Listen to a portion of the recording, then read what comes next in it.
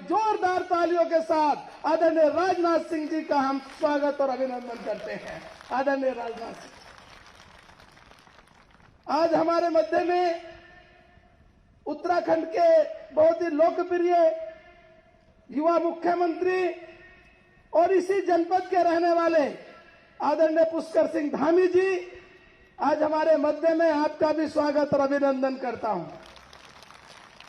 आदरणीय अजय भट्ट जी जो हमारे बहुत ही वरिष्ठ नेता हैं, नेता प्रतिपक्ष, प्रदेश अध्यक्ष, प्रदेश में मंत्री, सांसद, अब आदरणीय प्रधानमंत्री जी, आदरणीय राजनाथ सिंह जी, आदरणीय नड्डा जी के आशीर्वाद से उत्तराखंड राज्य से केंद्र में जो प्रतिनिधित्व कर रहे हैं रक्षा राज्य मंत्री और पर्यटन राज्य मंत्री आदरणीय अजय भट्ट जी, इस क्षेत्र के लोकप्रिय सांसद अजय टमटा जी, इस कार्यक्रम के संयोजक जो पिछले कई दिनों से कल सुबह भी 3:30 बजे सोए ऐसे आदरणीय गणेश जोशी जी जो इस कार्यक्रम के संयोजक हैं, आदरणीय बिसन्ना जो इसी जनपद से हैं, हमारे पेयजल मंत्री हैं, और यहाँ की लोकप्रिय विधायक चंद्रापन जी, भारतीय जनता पार्टी के जिलाध्यक्ष वीरेंद्र वल्दिया जी, दीपक बोरा जी, पुनीत मित्तल जी, केदार जोशी जी, राजेंद्र रावत जी,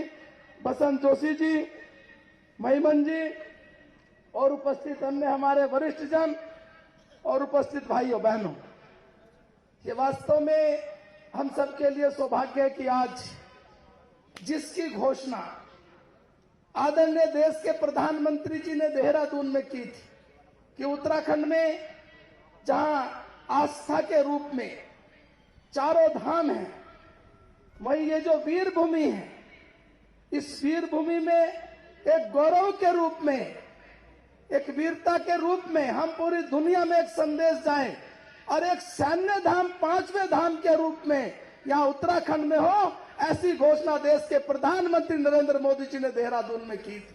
और हम सौभाग्यशाली हैं कि इस 2 यात्रा हमने की।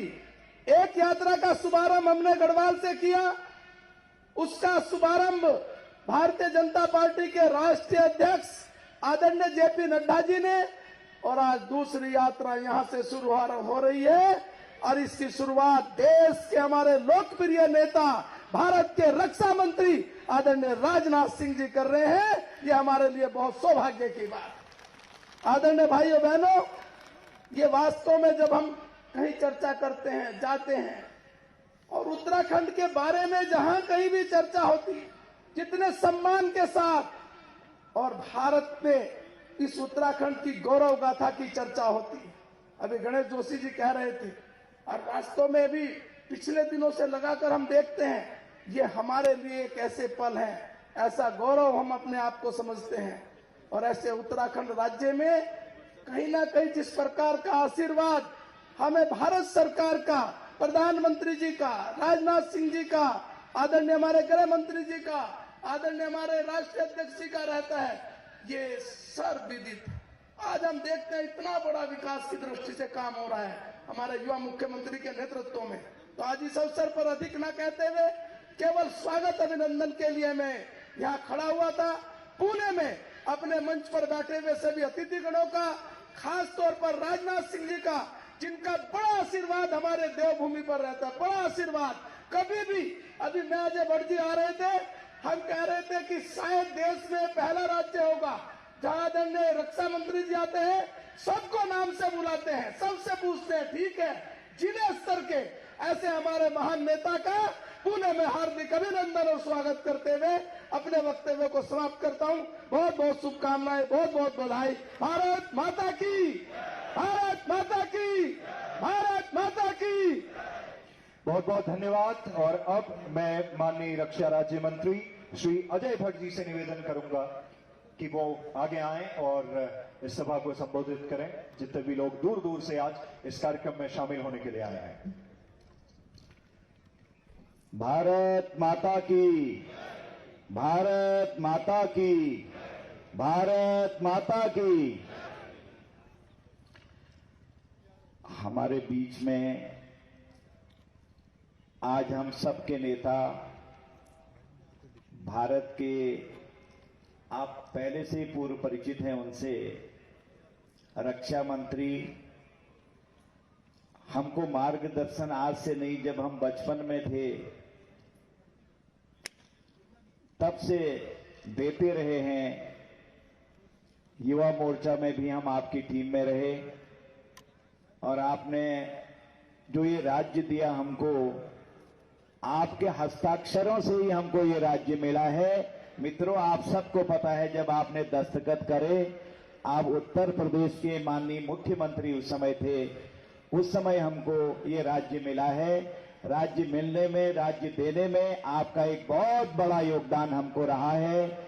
ऐसे हमारे परम श्रद्धेय, परम आदरणीय नेता माननीय राजनाथ सिंह जी, और हमारे इसी भूमि में जो पैदा हुए, आप सब उनको जानते हैं, बहुत ही विनम्र, डाउन टू अर्थ। कोई 1 बजे भी जाता है तो 1 बजे भी आप लोगों की फरियाद सुनते हैं। मैं तो 12 बजे बाद ही कभी फोन करता हूं, तो आप एकदम फोन उठा के जो भी बात कहते हैं उसका निराकरण करते हैं। अपनी बोली भाषा से आपको बहुत स्नेह है।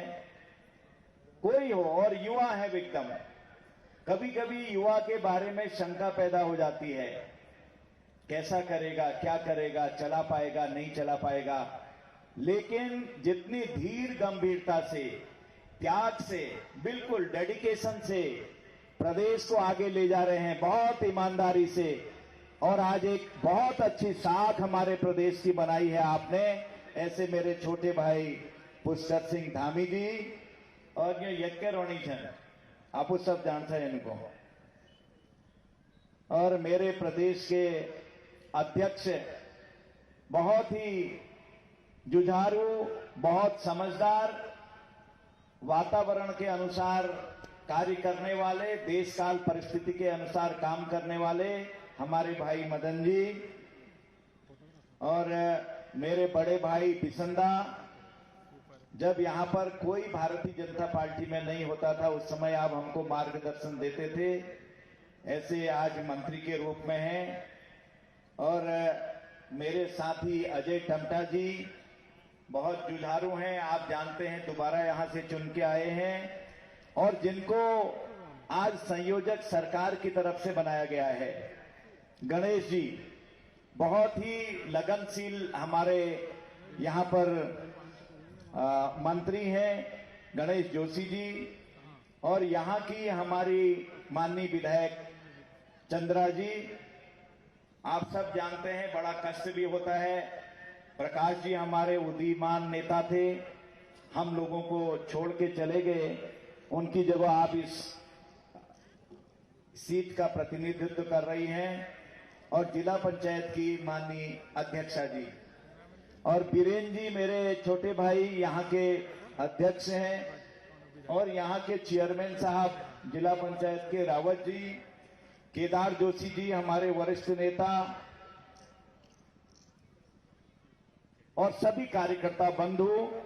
मेरे बाएं मंच पर सभी हमारे शहीदों के परिजन, और मेरे ठीक बाईं तरफ मैं देख रहा हूं सारे हमारे एक्स आर्मी के लोग, जितने भी लोग यहां पर बैठे हुए हैं, और एनसीसी कैडेट से लेकर मेरी माताएं, बहनें, तमाम लोगों को मैं प्रणाम करता हूं।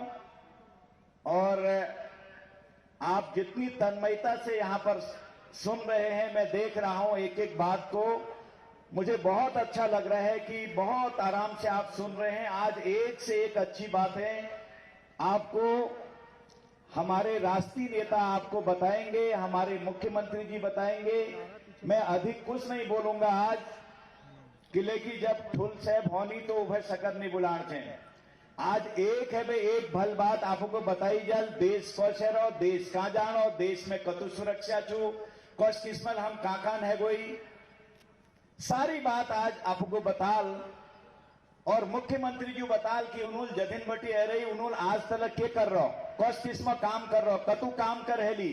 और बेये यो लखनऊ जे बेटी बहुत ठुल सौगात लिवे रही जो हम न्यार हों छी उमें हमको बंटवारा में मिल नहीं रही विकली जी बहुत सही चीज लिवे रही यो अल्लाह थोड़ी देर में अपन मुखल बता मेरे बताओ ठीक नहीं रहो तो ये लीजिए मैं आपको बाणी के विराम दिनों मंत्र चूंकि मैं ज्यादा बोला तुम्हारे बीच में जैसे जसवंत सिंह जी बार में बोला वी बारम में दूसरे बगत और में बताओ आखिर कस किस्मा आदिम छी कस काम करो चीना गुनूल 72 घंटे में 300 सैनिक मारे पे गिरे दई जो पुराने एक्स आर्मी वाले हमारे लोग बैठ रही हैं सब जाननी और विल चीन वाला अंत में जब वो पकड़ दे तो फांसी दे तारल उत्पल भल लिया उन्हें गर्दन काट में ली गई तो बाद में वहां पे बताया उन्होंने कि ये तो ठुल जवान थी कि येल हमार 300 सैनिक मार दे कि श्रद्धांजलि दिनों और वो कांसो सिर बड़े कांस कोनी कहते कांस वी मनो बड़े हमको दिवे गई आज वहां जसवंतगढ़ बड़ी चु बहुत ठुल जो आज यो शहीद सम्मान यात्रा चल रहे यो घर घर बटी जो कलश दिखण चा आपू ये मैं रज रहे ये मैं माटे रहो और यो माटल हमार पवित्र मंदिर बने जानो सैनिकों जो एक ने अनेक लोगों अपन शहीदी दे रहे और जो शहीद है रही ये एक लीजिए मैं रीच बहनियों भाई बहनियों मैं आपको प्रणाम करनू और आपको प्रार्थना करनो कि सारे चीज एक एक के देशा बार में कह रहो कब के कह रहो और हमारे रक्षा मंत्री जो यश की स्मार्ट रक्षा मंत्री थी आपू सब उनको जान था कि रेजांगला में चीन बॉर्डर पर बिल्कुल कोई भारत पहल रक्षा मंत्री अलबेट जैरो यह बे पहली कोई नहीं जैसा ये लीजिए यह स्वागत कर लो हम तुम्हार की तुमोल देश नाम वहां को उच्च कर रहा हूं आप सब जानते हैं यह बात में और अल्लाह हम एक्स आर्मी वाला हाथ ज्ञापन का लेन छी बीरेंद्र बताए हेलो नहीं हेलो बीरेंद्र यहाँ बे ले लियो लेकिन आप सुन लेला और एक एक कागज पर यहाँ हम सब कार्रवाई करूल यत्व के दे में आप बाणी के विराम दिनों भारत माता की भारत माता की भारत माता की बहुत बहुत धन्यवाद आपका और अब आगे बढ़ रहे हैं इस कार्यक्रम में अब मंच पे आमंत्रित करना चाहेंगे डायस पे माननीय मुख्यमंत्री उत्तराखंड श्री पुष्कर सिंह धामी जी को वो आपके समक्ष अपनी बातचीत को रखेंगे जोरदार तालियों के साथ में उनका स्वागत कीजिएगा।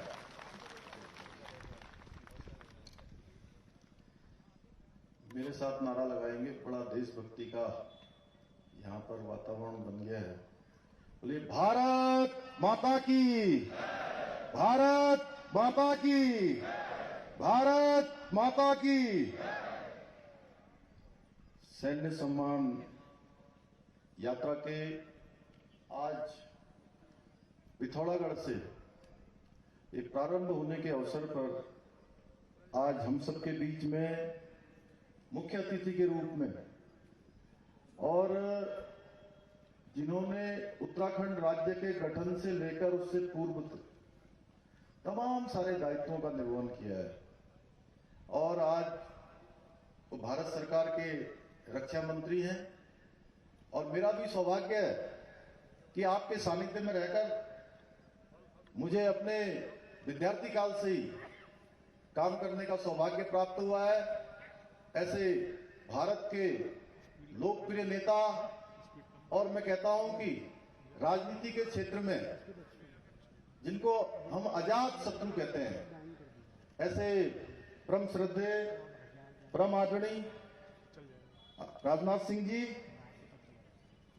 मंच पर विराजमान अभी जिनको आप सब लोग सुन रहे थे भारत सरकार के रक्षा राज्य मंत्री और बहुत सारे पदों का जिन्होंने एक सामान्य स्थितियों से लेकर शिखर को छूने का काम किया है।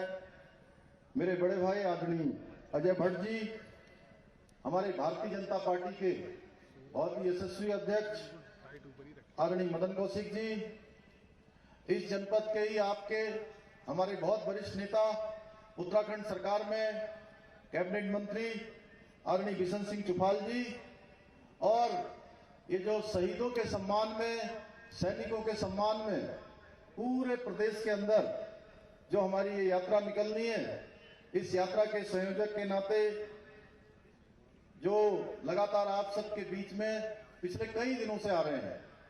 ऐसे हमारे सैनिक कल्याण मंत्री आदरणीय गणेश जोशी जी, इस पिथौरागढ़ क्षेत्र की लोकप्रिय विधायक आदरणीय चंद्रापंत जी, हमारे भारतीय जनता पार्टी के जिला अध्यक्ष भाई बीरेन्द्र सिंह बल्दिया जी, जिला पंचायत अध्यक्ष दीपिका बोरा जी, हमारे वरिष्ठ नेता पूर्व दर्जा मंत्री आदरणीय केदार जोशी जी, नगर पालिका के चेयरमैन भाई राजेंद्र रावत जी, जिला महामंत्री भाई बसंत जी, भाई महिमन जी, हमारे कोषाध्यक्ष पुनीत मित्तल जी, एवं हमारे जिनके कारण से, जिनको आज जिनके स्मरण के लिए हम सब लोग इस कार्यक्रम में उपस्थित हुए हैं, ऐसे हमारे सभी शहीदों के परिजन, हमारे उनके माता पिता, उनके पारिवारिक जन, सभी हमारी वीरांगनाएं और कार्यक्रम में आए हुए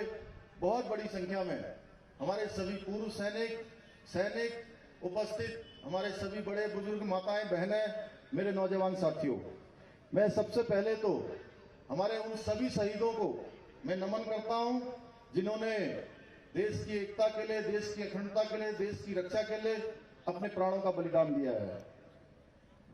आज मेरा सौभाग्य है कि मुझे जिस जनपद में मैं पैदा हुआ हूं, जहां मैंने जन्म लिया है, उस सौर घाटी की धरती को नमन करने का अवसर मुझे मिला है। आज के इस अवसर पर मैं हम सब के मध्य में भारत सरकार के रक्षा मंत्री, जो हमेशा जब से वो रक्षा मंत्री के रूप में काम कर रहे हैं, लगातार सैनिकों के लिए एक के बाद एक नए फैसले लेकर सैनिकों का उत्साह बढ़ाने का काम कर रहे हैं, सैनिकों का मनोबल बढ़ाने का काम कर रहे हैं। कभी इस सीमा पर, कभी उस सीमा पर, कभी -डिग्री तापमान में जा रहे हैं, आज हम सब के मध्य आए हैं। मैं चाहूंगा एक बार जोरदार तालियां बजाकर सारे लोग उनका अभिनंदन करें। पिथौरागढ़ जनपद हमेशा से ये रणबांकुरों का क्षेत्र रहा है। ये वीर भूमि पिथौरागढ़ है और देवभूमि पिथौरागढ़ है। पूरे प्रदेश के अंदर जिस प्रकार से हमारी सेना के अंदर तादाद है, जिस प्रकार से हम इसको सैनिक बाहुल्य प्रदेश कहते हैं, पूरे हिंदुस्तान के अंदर उत्तराखंड को सैनिक बाहुल्य प्रदेश के रूप में जाना, उसी प्रकार से पिथौरागढ़ को वीर भूमि के नाम से जाना जाता है। आज हम सबका सौभाग्य है कि हम ऐसे सैनिकों का, ऐसे उनके पारिवारिक जनों का हम यहां पर सम्मान कर रहे हैं। निश्चित रूप से हम उनका सम्मान नहीं, बल्कि उनको सम्मानित करके हम सब स्वयं सम्मानित हो रहे हैं। भाइयों बहनों, 4 जुलाई 2021 से एक सामान्य से परिवार में पैदा हुए, आप सबके बीच में पैदा हुए एक सैनिक के पुत्र को मेरी पार्टी ने मुख्य सेवक के रूप में काम करने का अवसर प्रदान किया है। तब से लेकर आज तक लगभग 4 महीने से कुछ अंतराल ज्यादा बीता है, और मैं आपको बताना चाहता हूं कि हमने 4 महीने के कालखंड में 400 से भी अधिक फैसले लिए हैं। हर क्षेत्र में फैसले लिए हैं। पहले दिन से हमने फैसले लिए। पहले दिन हमने, जो हमारे अतिथि शिक्षक थे, जो लंबे समय से संघर्ष कर रहे थे कि उनका मानदेय 15,000 से 25,000 होना चाहिए, हमने पहली कैबिनेट में उनका मानदेय बढ़ाने का फैसला किया और उसका शासनादेश भी निकल गया। इसी प्रकार से लंबे समय से आप सबके बीच में से बात आती थी कि सरकारी नौकरियों में भर्ती रुकी हुई है। हमने 24,000 के 24,000 पद भरने का निर्णय लिया और अभी तक आधे पदों में भर्ती की प्रक्रिया प्रारंभ हो गई है। हमारा लक्ष्य है कि आने वाले 2, 3, 4 महीनों में सारे के सारे पद भर दिए जाएं और उस दिशा में तेजी से काम चल रहा है। हमारे सामने बहुत सारी समस्याएं थी। हमारी आंगनबाड़ी बहनों की अलग समस्याएं थी। उनके बीच में से लगातार मांग उठती थी कि उनका मानदेय बढ़ाया जाना चाहिए। हमने उनकी मानदेय बढ़ाने का भी काम किया हमारी सरकार ने। इसी प्रकार से आशा बहनें, उनके बीच में से भी लगातार ये मांग उठती थी कि उनका मानदेय कम है। हमारी सरकार ने उनका मानदेय बढ़ाने का काम किया है। बिजली कर्मचारी हो, चाहे सरकारी कर्मचारी हो, चाहे उपनल के कर्मचारी हो, हमने सबके लिए बीच का रास्ता निकाला है। हमारे ग्राम प्रधानों का भी हमने मानदेय बढ़ाने का काम किया है। स्वास्थ्य विभाग में हमने 207 जांचें मुफ्त में करने का निर्णय लिया है। पिछले 1 वर्ष से 1.5 वर्ष से जब से कोरोना महामारी आई है तब से बहुत सारी परीक्षाएं हो नहीं पाई, प्रतियोगी परीक्षाएं नहीं हो पाई।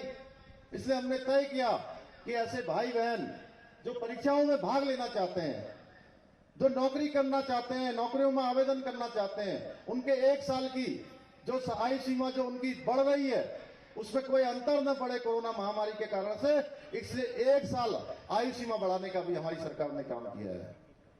इसके साथ साथ जो हमारे भाई बहन सरकारी नौकरियों में जाना चाहते हैं, उनको सरकारी नौकरियों में जाने के लिए, चूंकि इस कोरोना महामारी में आर्थिक तंगी के दौर से गुजर रहे हैं, उनको कहीं इधर उधर झांकना न पड़े, किसी की ओर देखना न पड़े, कहीं हाथ न फैलाना पड़े। कोई आवेदन भरने के लिए हमने एक भी आवेदन, सारे के सारे आवेदन निःशुल्क कर दिए हैं। अब उनको कोई भी प्रतियोगी परीक्षा में जाने के लिए कोई शुल्क नहीं देना होगा। इसी प्रकार से पिछले दिनों जब आदरणीय राजनाथ सिंह जी पीठसेन में आए थे, वीर चंद्र सिंह गढ़वाली जी की पुण्यतिथि पर आप आए थे, उस दिन मैंने वहां मंच से घोषणा करी थी कि हम स्वस्थ युवा स्वस्थ उत्तराखंड योजना उत्तराखंड में लागू करेंगे, जिसमें प्रत्येक ग्राम सभा में हम एक जिम खोलने का काम करेंगे। तो मुझे आज बताते हुए खुशी हो रही है कि आप जब यहां पहुंचे हैं तो आपके यहां आने से पहले हमारी सरकार ने वो शासनादेश निकाल दिया है, अब प्रत्येक ग्राम सभा में एक ओपन जिम खोला जाएगा। ऐसे बहुत सारे काम पिछले दिनों हमारे प्रदेश के अंदर आपदा आई, आपदा के समय आपने लगातार हमारी चिंता करी। माननीय प्रधानमंत्री जी ने हमको 3 हेलीकॉप्टर सेना के आपने और माननीय प्रधानमंत्री जी ने यहां भेजे, जिससे 500 से भी ज्यादा लोगों की हम जान बचा पाए हैं। और मुझे बताते हुए ये आपको बताना चाहता हूं कि आपदा जो 2013 में आई थी, उससे भी ज्यादा बड़ी आपदा आई थी। इस आपदा ने सारे रिकॉर्ड तोड़े थे, केवल बरसात के रिकॉर्ड नहीं तोड़े, नुकसान के भी सारे रिकॉर्ड तोड़े। लेकिन उस दिन पूरे उत्तराखंड के अंदर 1.5 लाख के करीब श्रद्धालु आए हुए थे, पर्यटक आए हुए थे, जो प्रदेश के विभिन्न विभिन्न कोनों पर थे, विभिन्न विभिन्न स्थानों पर थे। हमें जैसे ही पता लगा कि इतनी बड़ी आपदा आने वाली है, तो हमने सब जगह अलर्ट किया, बड़ी हमने मीटिंग करी, और उसका नतीजा ये हुआ कि 1.5 लाख लोगों में से एक भी कैजुअलिटी नहीं हुई, एक को भी नुकसान नहीं हुआ। सारे के सारे यहां से उत्तराखंड से सुरक्षित गए। ऐसे बहुत सारे क्षेत्रों में हमने काम किया है। चूंकि समय की मर्यादा है, हम आदरणीय राजनाथ सिंह जी को सुनना चाहते हैं, वो हमारे बीच में आए हैं। मैं बताना चाहता हूं कि हमने बहुत सारे, जैसे अभी आपदा के समय में हमारी सरकार ने त्वरित रूप से लोगों के बीच में जाने का काम किया। मैं स्वयं गया, हमारे मंत्रीगण गए, हमारे संगठन के लोग गए, सारे लोगों ने जितना सेवा हो सकती थी उस सेवा को काम को करने का किया है उस समय। इसी प्रकार से ये यात्राएं नहीं चल पाई, हमारी बहनें जो आजीविका मिशन में काम करती हैं, उनका जो कारोबार नहीं चल पाया, जो स्वयं सहायता समूह के माध्यम से, क्लस्टरों के माध्यम से, ग्राम संगठनों के माध्यम से काम करती हैं, क्योंकि अपने साथ साथ वो लाखों लोगों को रोजगार देने का काम करती हैं, तो उनका रोजगार कहीं, चूंकि रॉ मटेरियल आया वो बन नहीं पाया, और बना तो बाजार में बिक नहीं पाया, तो इस कोरोना महामारी के समय में वो लड़खड़ाए नहीं, अपने पैरों पर खड़े रहे। इसके लिए हमने 119 करोड़ रुपए का पैकेज दिया उनको, और 6 महीने के लिए उनके सारे ब्याज, सारे ऋण हमने मुक्त कर दिया, जिससे कि वो अपना काम आगे चलाती रहे। इसी प्रकार से स्वास्थ्य के क्षेत्र में काम करने वालों के लिए हमने 200 करोड़ का पैकेज दिया। इसी प्रकार से हमने जो पर्यटन के क्षेत्र में, परिवहन के क्षेत्र में काम करते हैं, सांस्कृतिक क्षेत्र में काम करते हैं, उनके लिए भी हमने 200 करोड़ रुपए का पैकेज दिया है। हमारी सरकार एक सहयोगी के रूप में, आप सबके साझीदार के रूप में काम कर रही है। हमारे मन में ये भाव है कि हम 24 घंटे में से जितने घंटे भी काम कर रहे हैं, एक एक पल और एक एक क्षण आप सबको समर्पित किया है। आप सबके लिए लगातार कि हमारे 1,25,00,000 भाई बहनों के जीवन में नई खुशियां आए, उनके चेहरे पर मुस्कान आए, और विकास की धारा अंतिम छोर पर खड़े हुए व्यक्ति तक पहुंचे, उसके लिए हमने विकल्प रहित संकल्प के आधार पर हम काम कर रहे हैं। अभी 2 दिन पहले मुझे बताते हुए खुशी हो रही है कि 21वां हम स्थापना दिवस अभी हमने 9 नवंबर को मनाया है, और 21 वर्ष हो जाने के बाद बहुत सारी चीजें आगे बढ़ी थी। मेरे से पहले वाले मुख्यमंत्रियों ने, सरकार ने भी उस चीज को आगे बढ़ाया। लेकिन मुझे खुशी है कि आप सबके आशीर्वाद से, आप सबके सहयोग से, भगवान की कृपा से मैं उत्तर प्रदेश गया था, लखनऊ गया था, और वहां 21 सालों से जितने भी हमारे लंबित मामले थे, चाहे वो सिंचाई विभाग के हों, चाहे हमारे राजस्व विभाग के हों, चाहे वन विभाग के हों, चाहे हमारे आवास विकास परिषद के हों, वन विभाग के हों, हमारे परिवहन निगम के हों, सारे मामलों में हमारी सहमति बन गई है और सारे मामले हमारे निस्तारित हो गए हैं। और जो मामले रह गए हैं वो अगले 15 दिनों में निस्तारित हो जाएंगे।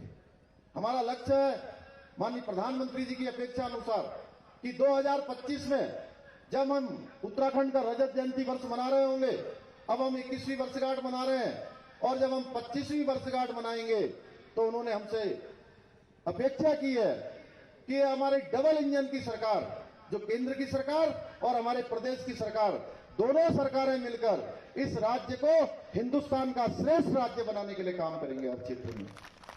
तो आज के अवसर पर पुनः मैं आप सभी का धन्यवाद करते हुए और आदरणीय राजनाथ सिंह जी से एक अनुरोध मैं करना चाहता हूं कि इस क्षेत्र में, चूंकि एआरओ पहले यहां काम करता था, अभी पिछले दिनों एआरओ यहां से शिफ्ट हो गया, वो बीआरओ, तो निकट भविष्य में चूंकि ये सीमांत क्षेत्र है और सैनिक बाहुल्य क्षेत्र है, यहाँ के नौजवान, यहाँ के सारे युवा फौज में जाना चाहते हैं, सेना में जाना चाहते हैं, इसलिए इस केंद्र की यहीं पर पुनः स्थापना होनी चाहिए। ऐसा मैं अनुरोध आपसे करता हूं कि आप इसका संज्ञान लेंगे। इस क्षेत्र की बड़ी मांग है।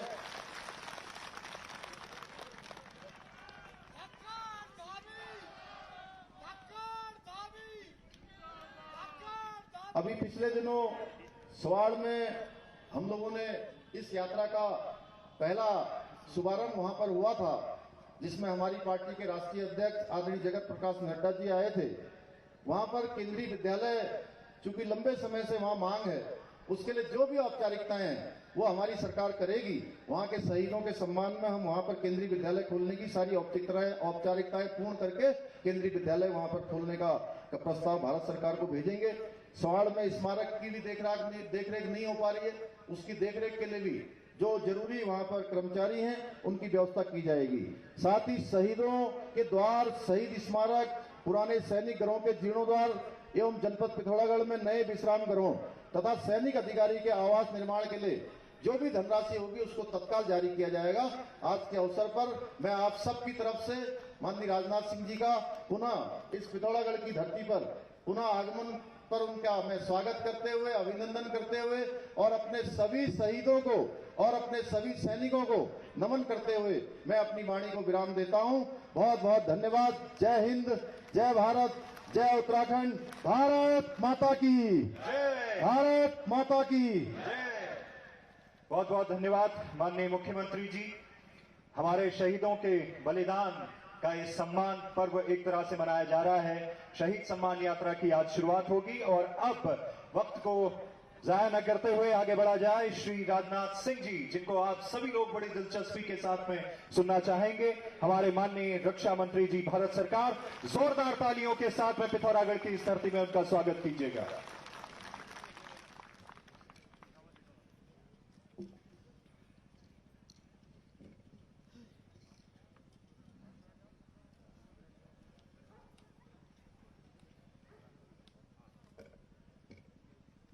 हमारे उत्तराखंड के बहुत ही सहज, सरल और निर्णय लेने वाले युवा मुख्यमंत्री श्री पुष्कर सिंह जी धामी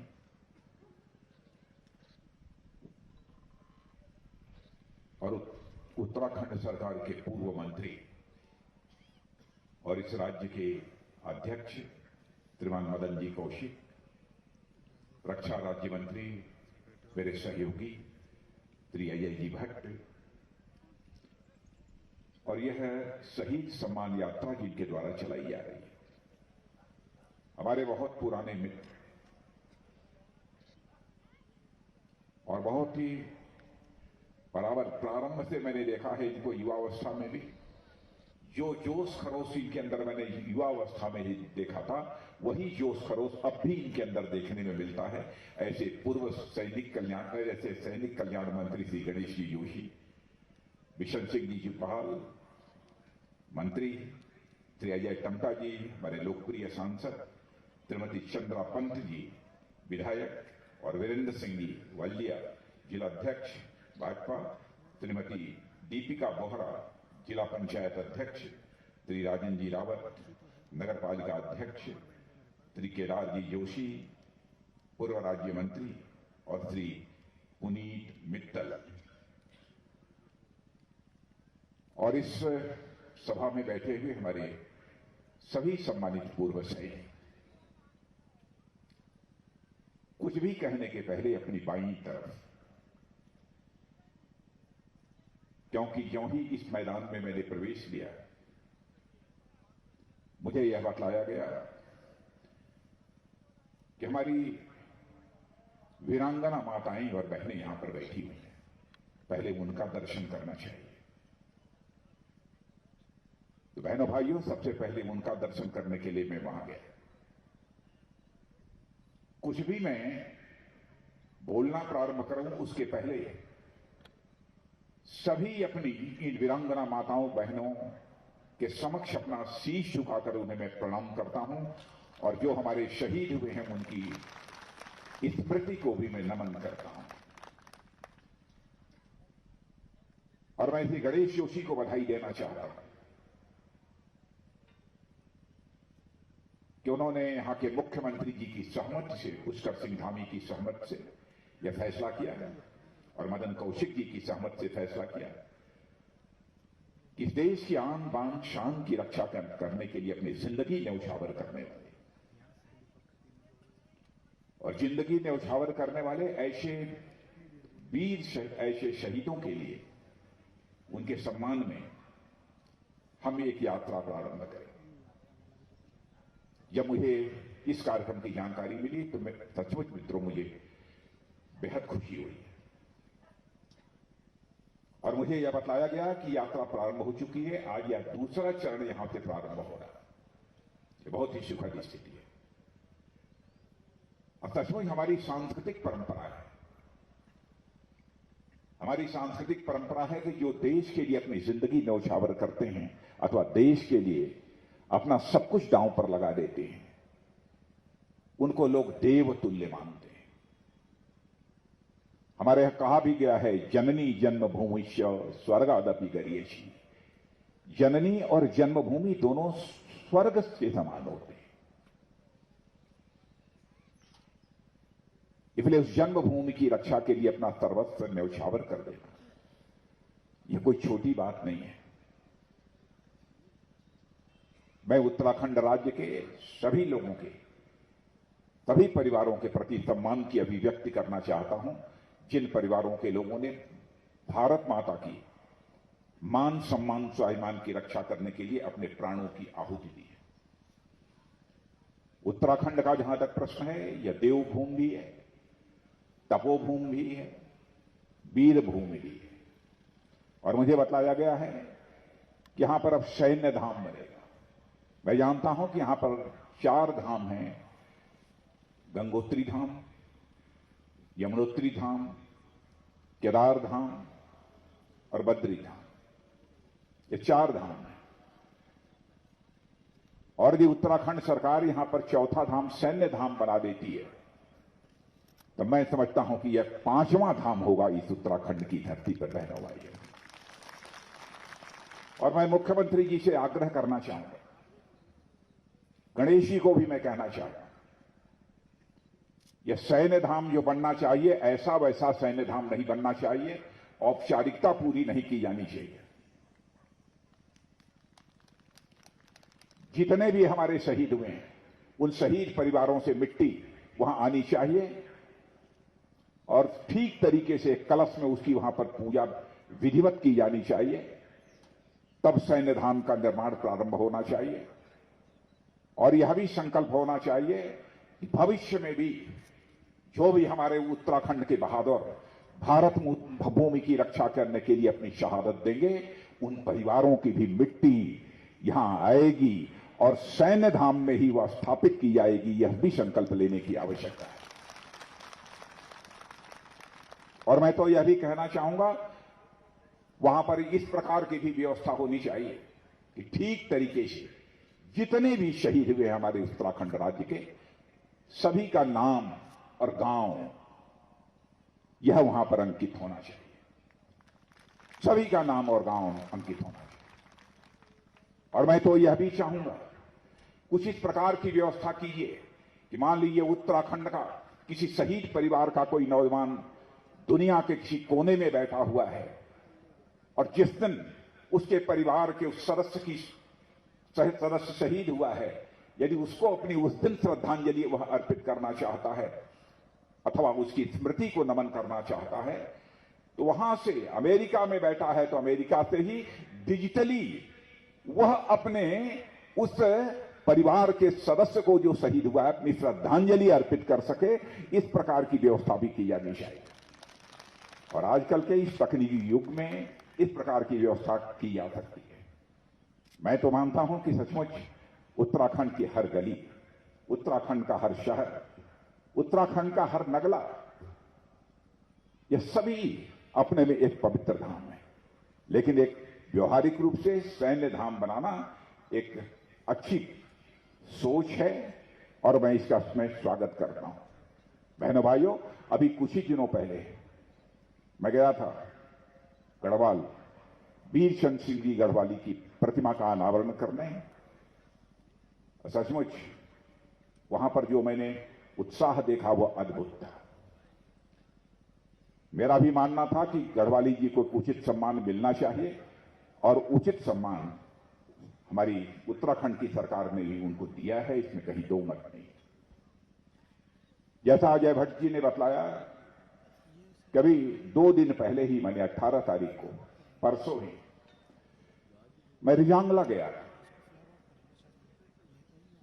जैसा मुझे बतलाया गया, चीफ ऑफ डिफेंस स्टाफ ने बतलाया, आर्मी चीफ ने, वहां मौजूद सारे लोगों ने, कि आज तक कोई डिफेंस मिनिस्टर रिजांगला में आया नहीं था। पहले भी मुझे बतलाया गया। रिजांगला में इस बार भी क्या हुआ है इसकी आप सबको जानकारी है।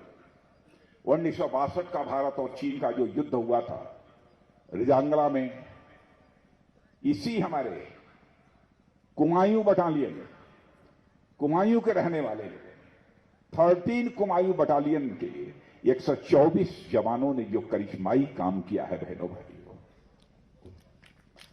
उसको यह भारत कभी भूल नहीं सकता।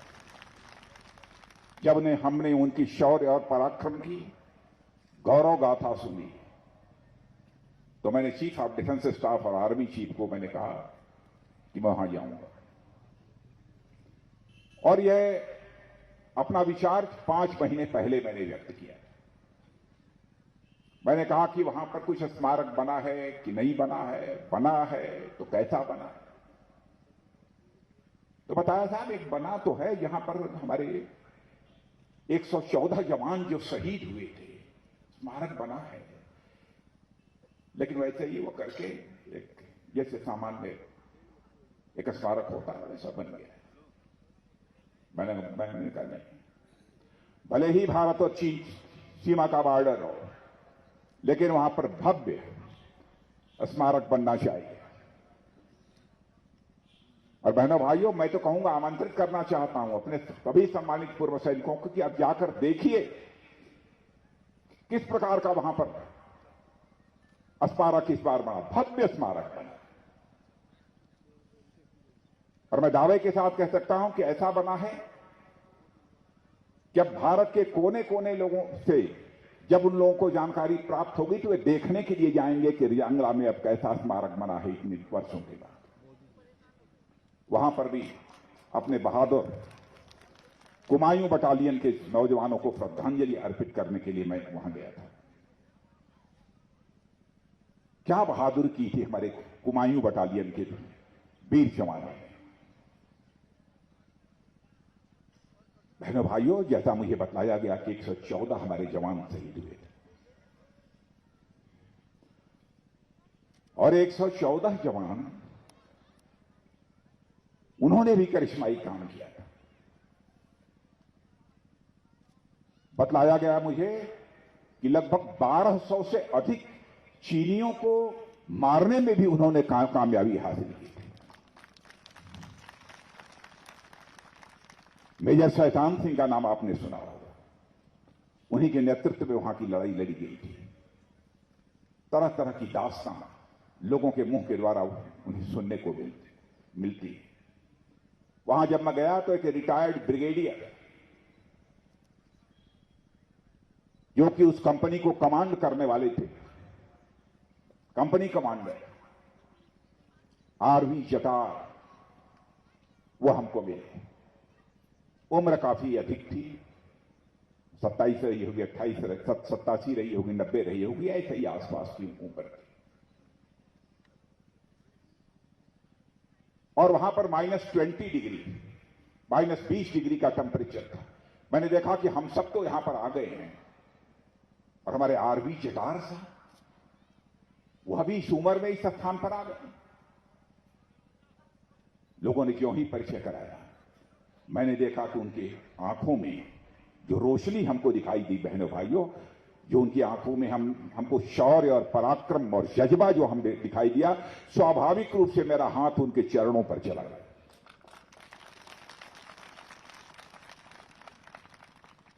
और मैंने फैसला किया, वह व्हील चेयर पर बैठकर आए थे, मैंने फैसला किया कि अब इस व्हील चेयर को मैं ही लेकर स्मारक पर श्रद्धांजलि अर्पित कराने के लिए मैं ले जाऊंगा। और उनको वहां पर मैं स्वयं ही व्हील चेयर पकड़कर अपनी श्रद्धांजलि अर्पित कराने के लिए उनको लेकर गया था। मैं समझता हूं कि भारत के हर नागरिक का यह जिम्मेदारी बनती है। जो हमारे शहीद हैं, शहीद हुए हैं, उन शहीदों के परिवारों के प्रति एक सच्चा, एक सम्मान का भाव उनके अंदर होना चाहिए। और मैं आपको याद दिलाना चाहता हूं कि जब हम लोग सरकार में आने की लड़ाई लड़ रहे थे, मैंने लड़ाई मैदान की लड़ाई नहीं थी, एक चुनावी लड़ाई थी। 2014 उस समय मैं भारतीय जनता पार्टी का अध्यक्ष था और आज के हमारे आदरणीय प्रधानमंत्री नरेंद्र मोदी जी प्रधानमंत्री के उम्मीदवार थे। हरियाणा में पहली सैनिकों की सार्वजनिक सभा हुई थी और हमारे सारे सम्मानित पूर्व सैनिकों ने आवाज उठाई थी कि 1 रैंक 1 पेंशन की बात 40 वर्षों से चल रही है, या तो इसकी चर्चा ही बंद हो जानी चाहिए, और इस चर्चा यदि हो रही है तो हमारे तो सैनिकों को दिया जाना चाहिए। उसी समय आज के प्रधानमंत्री आदरणीय नरेंद्र मोदी जी ने वादा किया कि नहीं, हम सरकार बनने के बाद पूर्व सैनिकों को 1 रैंक 1 पेंशन की सुविधा देंगे। और बहनों भाइयों, आपने देखा कि सरकार बनने के बाद देर नहीं लगी, 40 वर्षों की जो समस्या थी उसको चुटकी बजाकर जो हमारे प्रधानमंत्री ने उसका समाधान निकाल दिया। आगे भी उसमें और कुछ भी होना है, कुछ विलंब हो रहा है, 1-2 साल का रिवीजन वगैरह की भी बात चलती है, उसका भी समाधान निकलेगा। मैं जब रक्षा मंत्री के रूप में अपनी जिम्मेदारी का निर्वाह कर रहा था, या जब से करना प्रारंभ किया, तो बीच में यह भी बात आई थी कि साहब 2006 से पहले के जो नायब सूबेदार हैं उनको रिवाइज पेंशन का लाभ नहीं मिलता। यह सारे नायब सूबेदार जो 2006 के पहले के हैं, उनके साथ बहुत बड़ा अन्याय है, जुल्म है। मैंने सारे अधिकारियों को बुलाकर पूछा, लोगों ने कहा साहब हाँ ऐसा होता है, और ऐसे लगभग 75,520 50 ऑनरेरी नायब सूबेदार थे जिनको कि लाभ नहीं मिल रहा था। मेरे भाइयों, मैंने तुरंत उसी समय आदेश कर दिया कि 2006 के पहले के भी जो हमारे नायब सूबेदार हैं उनको रिवाइज पेंशन का लाभ दिया जाना चाहिए, और मुझे कहते हुए खुशी हो रही है कि अब उनको रिवाइज पेंशन का लाभ मिल रहा है। 60 सर्विस कमीशन के माध्यम से सेना में आए अधिकारियों को उनकी शिकायत थी कि सेवा से मुक्त होने के बाद रैंक लगाने की उन्हें इजाजत नहीं दी जाती। बहनों भाइयों, वह तारीख तो हमको याद नहीं है, लेकिन मैं समझता हूं कि ये 2 वर्ष के भीतर की ही बात होगी। जब से रक्षा मंत्रालय का दायित्व मैंने संभाला है, उनको तुरंत हमने रैंक का उपयोग करने का भी अधिकार दे दिया अपनी तरफ से। मैंने जितना हो सकता था वह करने की कोशिश की है। 50 सालों से यह भी मांग आई है कि नेवी और एयरफोर्स के जो पर्सनल्स के लिए पेंशन रेगुलेशन है वह रिवाइज नहीं हो पाया है। वर्षों से हमने दिसंबर 2020 में ही तीनों सेनाओं के पेंशन रेगुलेशन को रिवाइज करने का भी आदेश दे दिया है। इसे भी कर दिया गया। पहले जब मैं एक बार ऐसे ही फाइल आई, किसी ने कहा नहीं, कोई प्रस्ताव भी नहीं आया, कोई एक फंड एलोकेशन हो रहा था कि किस काम के लिए कितना पैसा खर्च किया जाए। जब एलोकेशन हो रहा था तो उसने कहा ये जो बैटल कैजुअलिटी होती है, बैटल कैजुअलिटी के मामले में लोगों को 2 लाख रुपया दिया जाता है यक्स ग्रेशिया। मैंने कहा कि इतनी महंगाई, सब कुछ बढ़ गई, इतने साल गुजर गए, 2 लाख रुपया कब से चला रहा है साहब? 20 वर्षों से 25 वर्षों से चला रहा है। मैंने कहा कि 2 लाख नहीं, अब इसको बढ़ाकर 4 गुना तो पहले चटपट कर दीजिए और 2 लाख से बढ़ाकर वो 8 लाख रुपया बहनों भाइयों उसी समय मैंने कर दिया आदेश। मैंने पूर्व सैनिकों के पेंशन से जुड़े जितने भी मामले अटके भटके लटके रहते हैं उनका विस्तारण करने के लिए भी एक डेडिकेटेड पेंशन ग्रीवांस सेल है, वह भी स्थापित कर दिया गया है। और जाहिर हमारे सम्मानित पूर्व सैनिकों को मालूम होगा कि लगभग 97% मामलों का निस्तारण हो जाता है। अब जो बातें मैं कह रहा हूं कि हो सकता है कहीं पर कोई कमी रह गई हो, यदि हमारे संज्ञान में आएगा तो मैं निश्चित रूप से उसका निराकरण करूंगा। मैं पूरी तरह से आपको यकीन दिलाना चाहता हूं, क्योंकि मैं अपने पूर्व सैनिकों के मामले में भी बहुत ही संवेदनशील हूं। जितना हो सकता है मैं अपनी तरफ से करने की कोशिश करता हूं। ईसीएचएस की सुविधा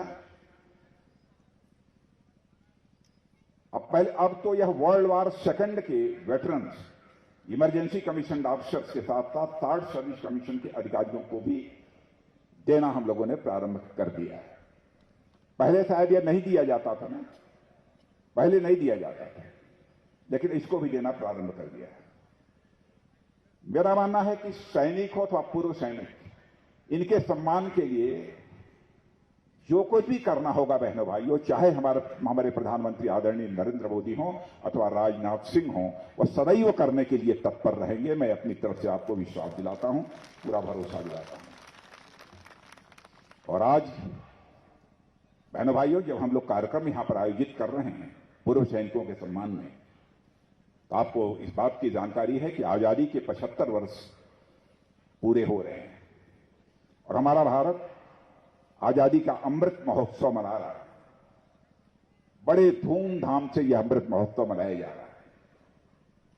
अभी कल झांसी में हम लोग थे, झांसी में हमारे आदरणीय प्रधानमंत्री जी भी थे और आपको जानकर खुशी होगी कि प्रधानमंत्री जी की यह कल्पना थी कि आजादी का जो अमृत महोत्सव मनाया जा रहा है वह साधारण तरीके से नहीं मनाया जाना चाहिए। महारानी लक्ष्मीबाई 19 नवंबर जिनका जन्मदिन है, उस अवसर पर कम से कम 3 दिन का कोई न कोई कार्यक्रम झांसी में ही आयोजित किया जाना चाहिए और कार्यक्रम कुछ किले में ही होना चाहिए और भव्य कार्यक्रम 3 दिनों तक झांसी में इसी आजादी के अमृत महोत्सव के अंतर्गत जो है मनाया गया था। कल प्रधानमंत्री जी वहां थे। रानी लक्ष्मीबाई की जयंती के अवसर पर इस प्रकार का भव्य कार्यक्रम मैं समझता हूं कि इस देश में कभी नहीं हुआ होगा। सुभद्रा कुमारी चौहान ने तो उस रानी लक्ष्मीबाई के बारे में लिखा है, गुमी हुई आजादी की कीमत सबने पहचानी थी, दूर फिरंगी को करने की सबने मन में ठानी थी, चमक उठी मनसत्ता मन में, चमक उठी संसत्ता मन में, वह तलवार पुरानी थी, खूब लड़ी मर्दानी, वह तो झांसी वाली रानी थी। महारानी लक्ष्मीबाई उस अवसर, क्योंकि जिन लोगों का भी योगदान रहा है आजादी को हासिल कराने में, बहनों भाइयों, हमारी सरकार सबको स्मरण कर रही है। जहां तक हो पा रहा है सबके प्रति अपनी सम्मान की अभिव्यक्ति भी कर रही है। भगवान बिरसा मुंडा, कभी किसी ने सोचा नहीं था भगवान बिरसा मुंडा के बारे में भी सारे देश भर में जयंती मनाई है आदिवासी समुदाय के।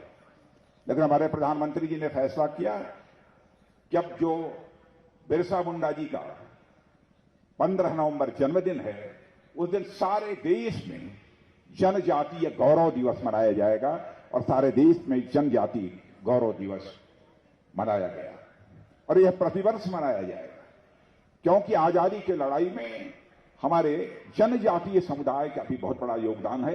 इतिहास के पन्नों को पलट कर दी कोई पढ़े तो उसे बात समझ में अच्छी तरह आ जाए किस प्रकार का उनका योगदान है। बहनों भाइयों, सब कुछ मिलाकर हम लोग मिशन मोड में इस समय काम कर रहे हैं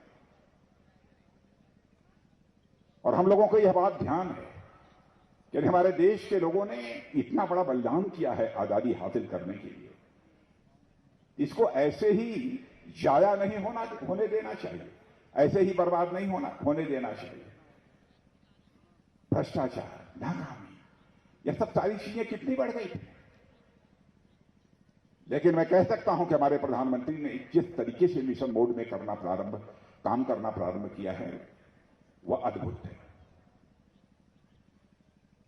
मैं याद दिलाना चाहता हूं आपको, श्री राजीव गांधी जी हमारे प्रधानमंत्री कोई हो, किसी पार्टी का कोई फर्क नहीं पड़ता, प्रधानमंत्री होता है, उसके प्रति हृदय से सम्मान की अभिव्यक्ति भी की जानी चाहिए।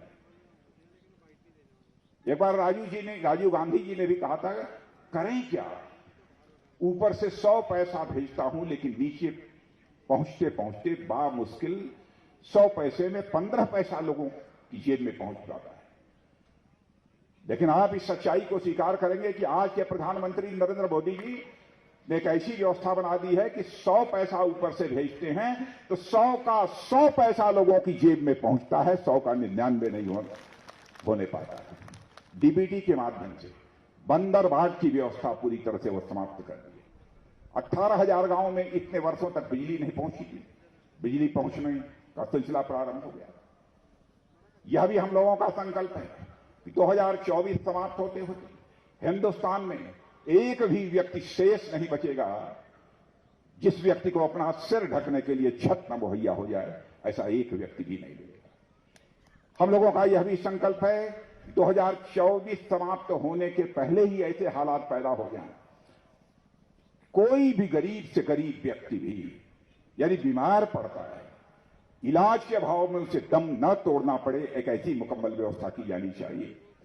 इसीलिए हेल्थ कवर, आयुष्मान भारत योजना प्रारंभ की है हम लोगों ने, यानी प्रतिवर्ष 5 लाख रुपए तक का मुफ्त इलाज होगा और एक वर्ष में यदि वह बीमारी ठीक नहीं होगी तो दूसरे वर्ष भी 5 लाख रुपए में उसका मुफ्त इलाज होगा।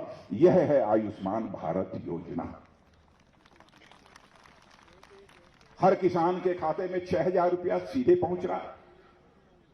हम लोगों का यह भी संकल्प है कि 2024 समाप्त होते होते हर घर जल मिलना चाहिए और हर घर जल जो मिलना चाहिए वो नल के माध्यम से जल मिलना चाहिए।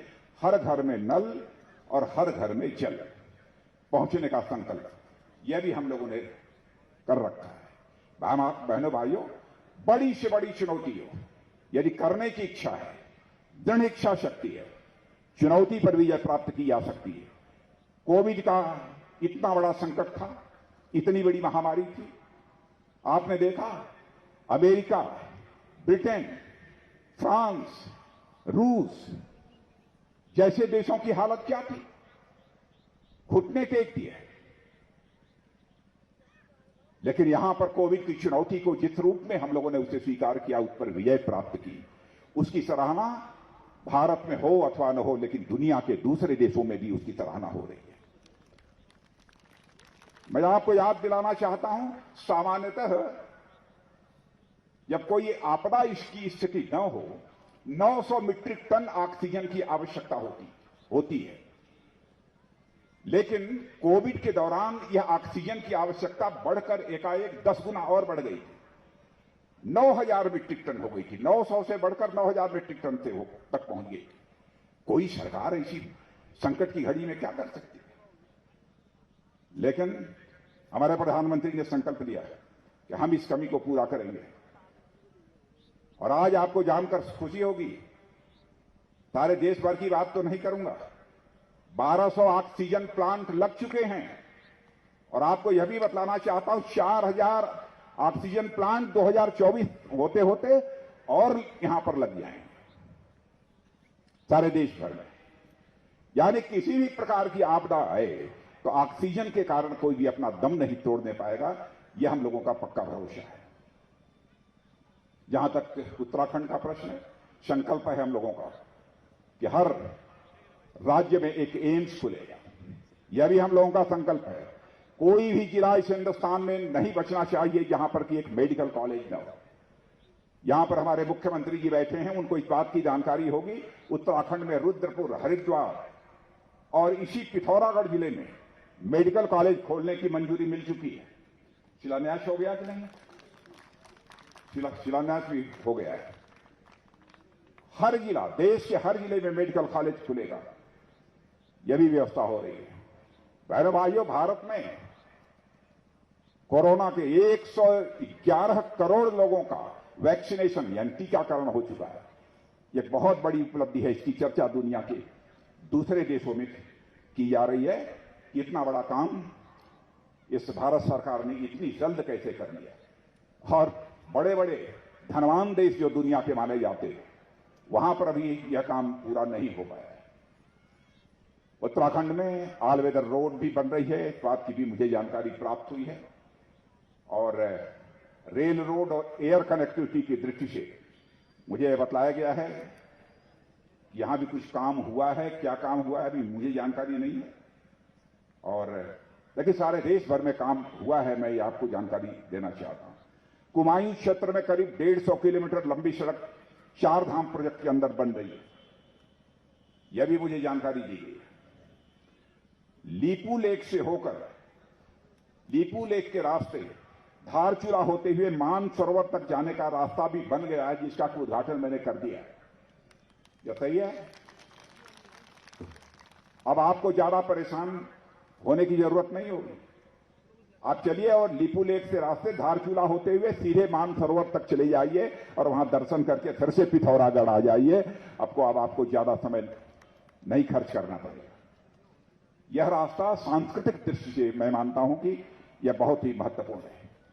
और इस रास्ते को लेकर कुछ लोगों ने नेपाल में भ्रम पैदा करने की कोशिश की है।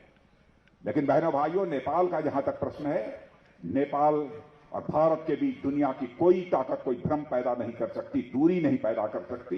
भारत और नेपाल का रिश्ता रोटी और बेटी का रिश्ता है। हमारा नेपाल के साथ एक सांस्कृतिक रिश्ता है। नेपाल के साथ हमारे रिश्तों को कोई तोड़ नहीं सकता, बर्बाद नहीं कर सकता। अभी हाल में ही वहां के थल सेनाध्यक्ष, नेपाल के army chief general Prabhuram Sharma आए थे और हमारे महामहिम राष्ट्रपति महोदय थे, उसमें मैं भी उपस्थित था।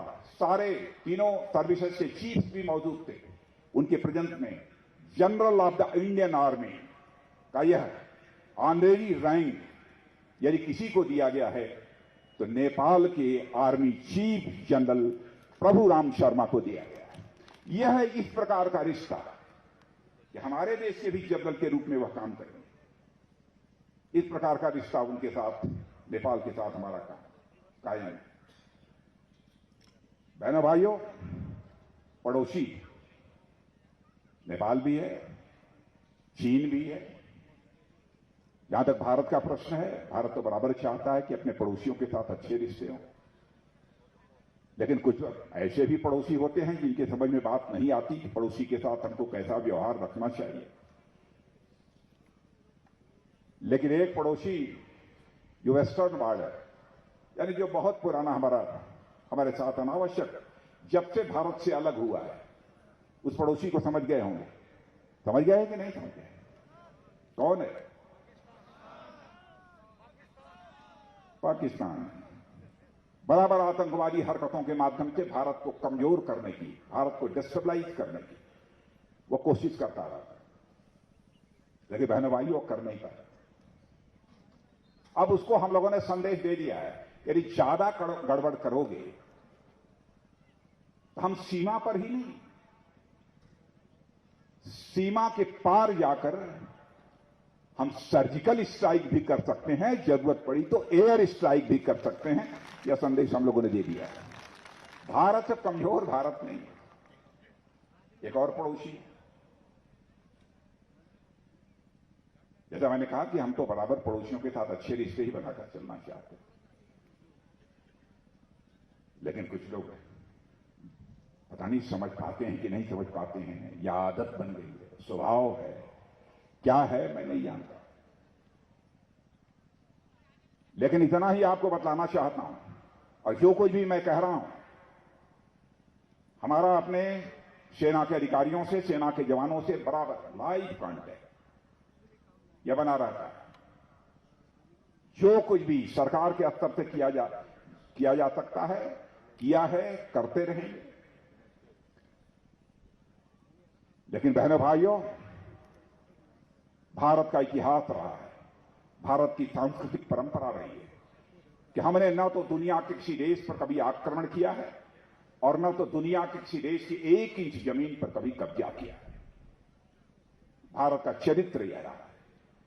लेकिन दुनिया का आज कोई भी देश भारत की 1 इंच जमीन पर कब्जा करने की जरूरत करेगा तो भारत आज उसका मुंह तोड़ जवाब देगा। मैं आपको भरोसा दिलाना चाहता हूं, आपको मैं विश्वास दिलाना चाहता हूं।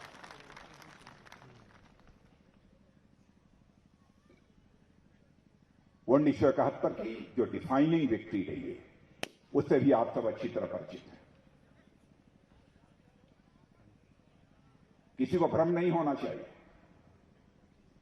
जहां तक उत्तराखंड का प्रश्न है, उत्तराखंड के मुख्यमंत्री के बारे में कहना चाहूंगा, मैं देखता हूं स्वभाव से भी बहुत ही सहज हैं, सरल हैं।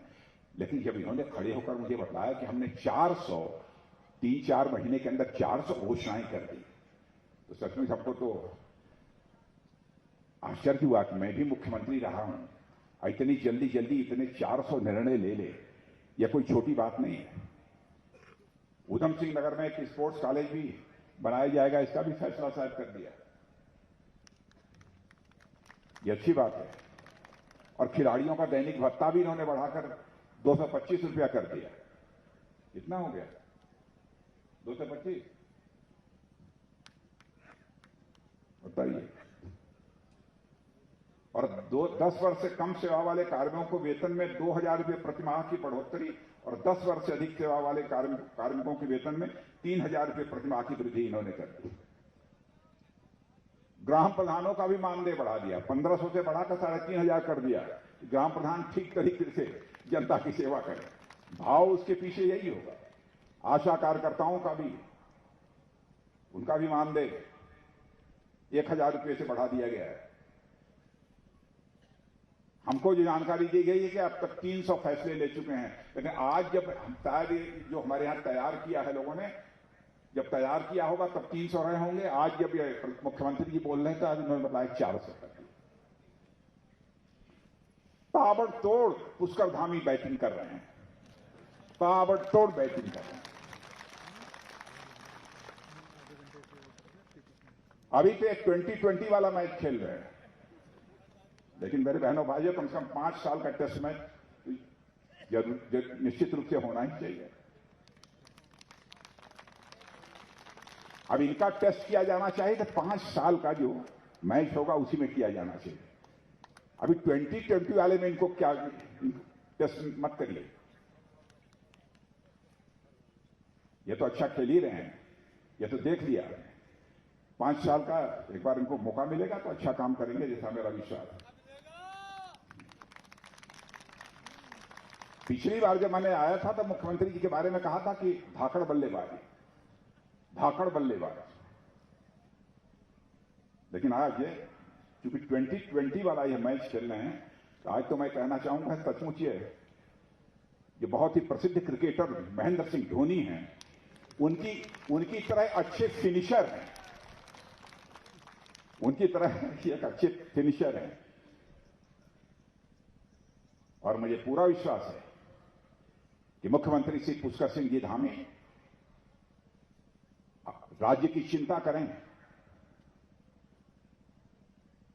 लेकिन इस उत्तराखंड राज्य में हमारे सैनिक परिवारों की, जो सैनिक सीमा पर इस समय अपनी जिम्मेदारी का निर्वाह कर रहे हैं, उनके परिवारों की चिंता करें, हमारे जो पूर्व सैनिक हैं उनकी चिंता करें, जो शहीद हो गए हैं उनके परिवारों की सदैव चिंता करें। मैं समझता हूं कि देश के शहीदों के प्रति यही श्रद्धांजलि होगी और देश के बहादुर जवानों के प्रति यही सम्मान होगा। इसी भाव को लेकर वह आगे बढ़ें, उनके लिए हमारी शुभकामनाएं हैं। और इन्हीं शब्दों के साथ पुनः आप सबके प्रति सम्मान की अभिव्यक्ति करते हुए और देश के शहीदों के प्रति भी सम्मान की अभिव्यक्ति करते हुए और उनकी स्मृति को नमन करते हुए अपना निवेदन समाप्त करता हूं। बहुत बहुत धन्यवाद माननीय रक्षा मंत्री जी। एक बार जोरदार तालियां हमारे माननीय रक्षा मंत्री जी के लिए हो जाएं, जिनकी आवाज, बात और अंदाज तीनों अपने आप में बड़े जबरदस्त हैं। हम जैसे मंच के उद्घोषक अक्सर ये चाहते हैं कि शायद हमारी आवाज में भी वैसा बेस आ जाए जैसे राजनाथ जी की आवाज में है। अब पता नहीं कब उसको अचीव कर पाएंगे। खैर, आगे बढ़ते हैं और श्रीमती चंद्रापन जी से निवेदन करूंगा। Subscribe to our channel by clicking the subscribe button. Click the bell button and enjoy the latest uploads from our channel.